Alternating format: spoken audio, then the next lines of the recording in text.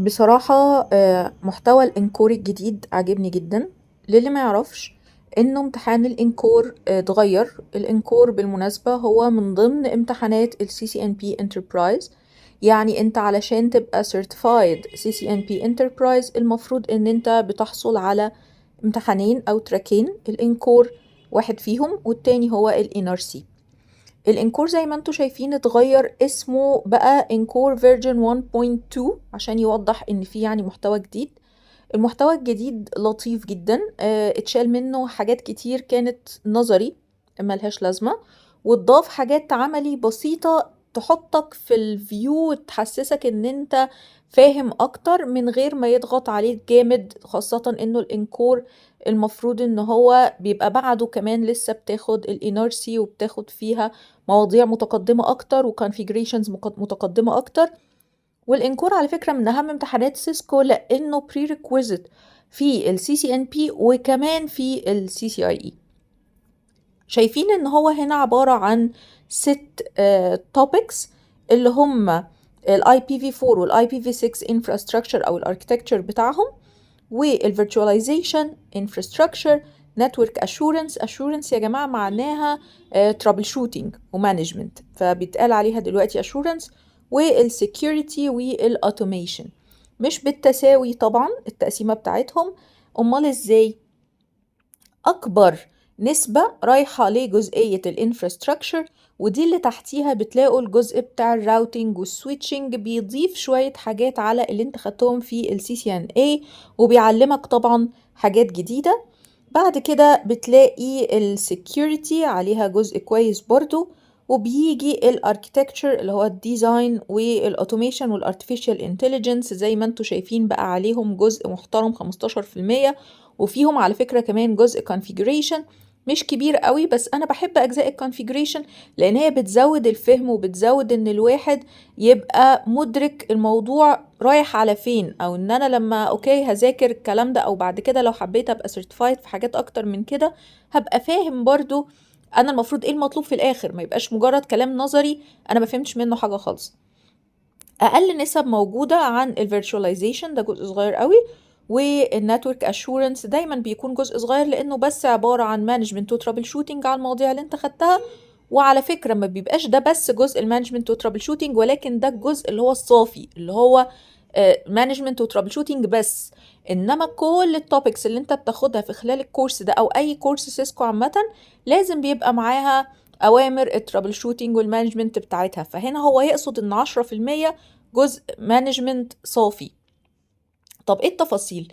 هتلاقوا انه جزء الاركيتكتشر بيتكلم هنا عن الديزاين، وزي ما اتعلمنا بقى انك لما تشوف كلمة explain تعرف ان الموضوع مجرد بس انك تبقى عارف الكونسبت مفهوش تنفيذ عملي. فهنا هو بيفهمك التيرز بتاعت الديزاين، وبيفهمك برضو شوية حاجات عن ال FHRPs وكده. خدوا بالكم ان هنا كاتب ال FHRPs جوه الاركيتكتشر، بس هما موجودين بعد كده كمان في جزء configuration. فخدوا بالكم انه تقسيمة الامتحان او التوبكس بتاعت الامتحان ما هياش تقسيمة كتاب، ما هياش فهرس، هو بس بيقولك ايه الجزء، يعني لامم جزئيات كلها بتاعت الاركيتكتشر وحاططها لك مع بعض، كل الجزئيات مثلا بتاعت الفيرتشواليزيشن حاططها لك مع بعض، بس مش ده مش فهرس الكتاب، واخدين بالكم؟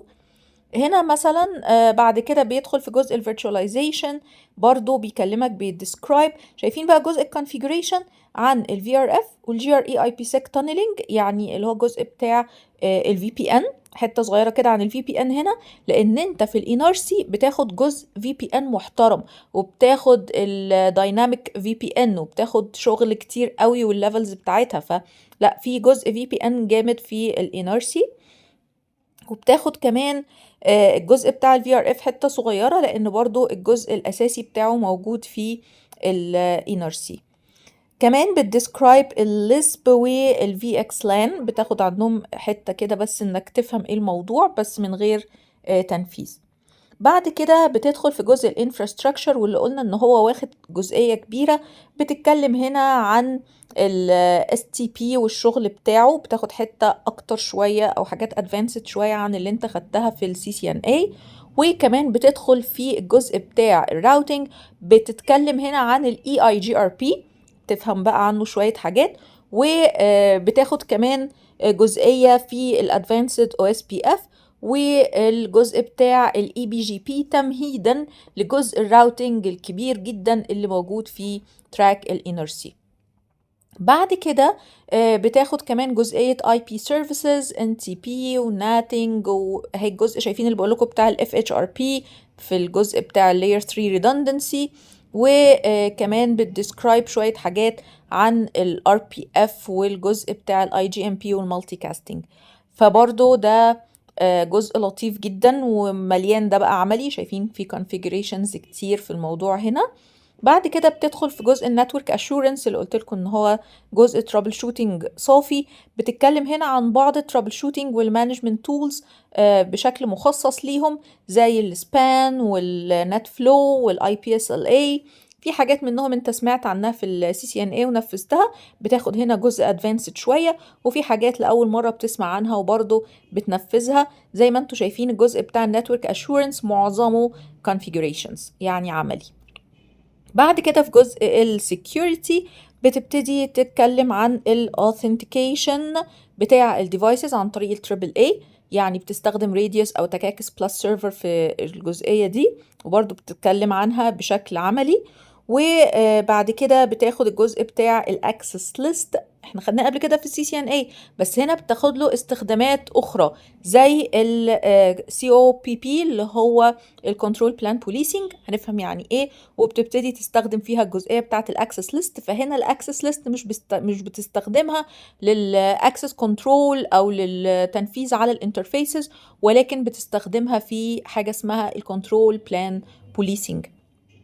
بعد كده كمان بتتكلم عن الريست اي بي اي والشغل بتاعه، والجزء اللي هو بتاع الثريد ديفense وتراست سيك والماك سيك، شوية حاجات جديدة كده بتبقى تسمع عنها وتعرف برضو عن التفاصيل بتاعتها.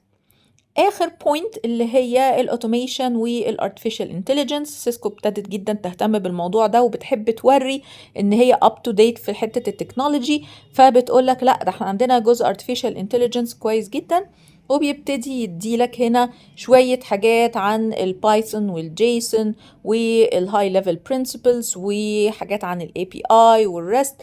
بس زي ما انت شايف كلها حاجات بسيطه، يعني topics كده hints تعرف بيها ايه الموضوع. وكمان بيقولك عن الاي ام ابلت، ودي حاجة قديمة مش جديدة، كانت موجودة قبل كده في المنهج.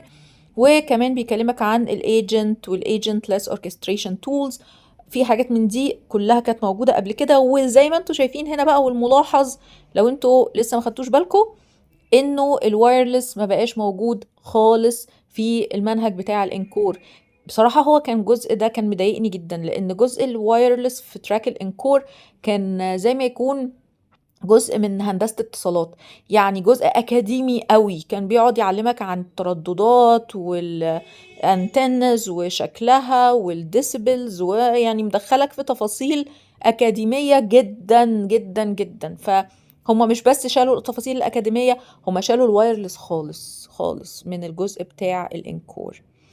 ان شاء الله هعمل لكم فيديو تاني عن الانر سي التراك، مع ان هو ما حصلش فيه تغييرات كتيرة. وان شاء الله في كورس CCNP انتربرايز هيبدأ يوم 5/5، المواعيد بتاعته حد وتلات وخميس الساعة 7 مساء بتوقيت مصر. اللي حابب يشترك يبعت لنا على الواتساب وبنبعت له كل التفاصيل. وطبعا احنا بنبدأ الشرح بتراك الانكور، فتبقى عارف ان شاء الله ان انت هتبدأ بتراك الانكور. اللي حابب يشترك في الانكور لوحده اوكي، اللي حابب يشترك بالاتنين مع بعض ويستفيد بالخصم اوكي. اشوفكم في الكورس بإذن الله، شكرا ليكم.